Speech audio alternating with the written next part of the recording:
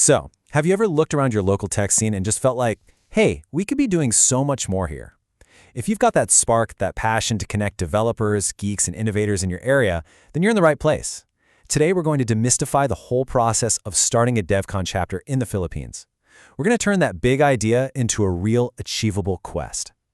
And right off the bat, this quote from DEVCON's executive director, Dom DeLeon, really sets the stage. See, this isn't about just planting a flag everywhere. It's a genuine call for dedicated leaders, people who are serious about building communities that last and have a real impact. They're looking for quality, for commitment. And believe me, the opportunity is huge. Just look at this map.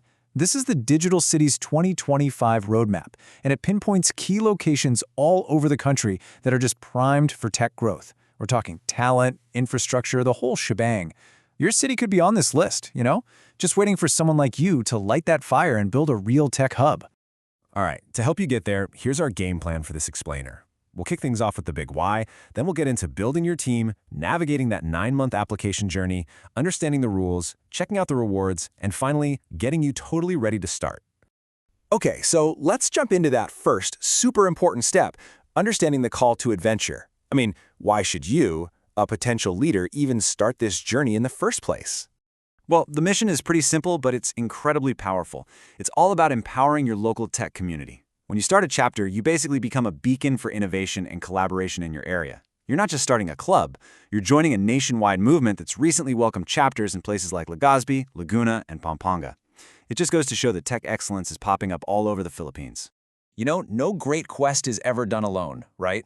Which brings us to our first really practical step. You've got to assemble your fellowship of leaders, that core team who's going to be right there in the trenches with you, building this thing from the ground up. Now, these aren't just a bunch of boxes to tick. This is literally the recipe for a strong foundation. You'll need a core team of at least 5 passionate people, all of them DEVCON members in good standing. And they need to have deep connections with local schools and tech companies. Being able to get support from local orgs and defining your chapter's turf, that's not just paperwork. It makes sure you're building on solid ground from day one. And hey, be ready for your team to evolve. This model here, the Tuckman model, shows the journey perfectly. You'll start with forming, right? Everyone's polite, excited, but then comes the storming phase, and you shouldn't be afraid of it. That's where disagreements happen, and honestly, it's a super important step. Getting through those challenges is how you build a tight-knit team that's ready for norming, and eventually that sweet spot of high-level performing. And it's not just about your core team. You're going to need a whole community of volunteers. This is not a one-time thing either. It's a continuous cycle. You have to constantly be attracting new talent, bringing them on board, keeping them fired up and engaged, and of course, recognizing what they do. That's how you keep the community vibrant and growing. So where on earth do you find these awesome people? Well, you can start simple. Organize a casual Tech Quinto and online, or maybe just grab some coffee. Team up with student groups or connect with local startups.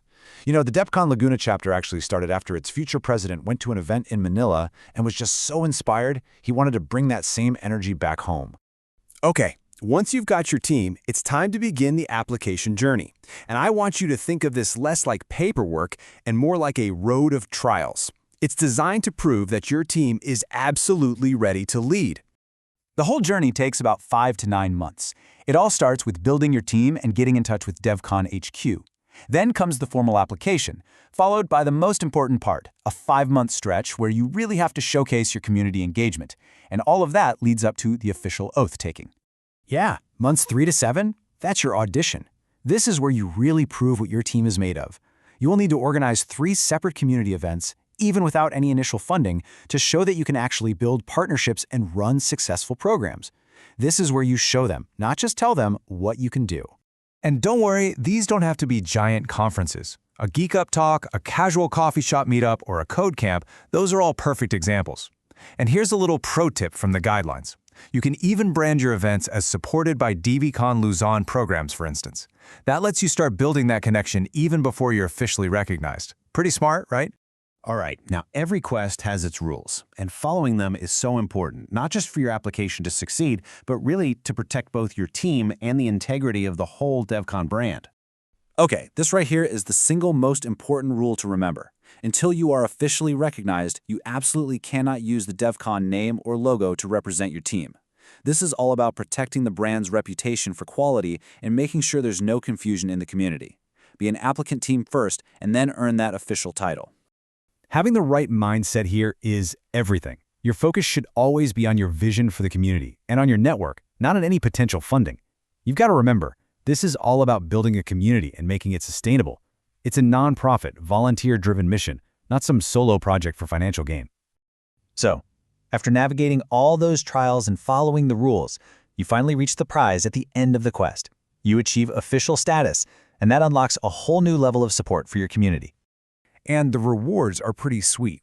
We're talking official recognition, a chapter email address, being eligible for seed funding, and getting access to amazing tools like Google Suite and Canva Premium. These are the kinds of resources that really help you professionalize what you're doing and scale up your impact.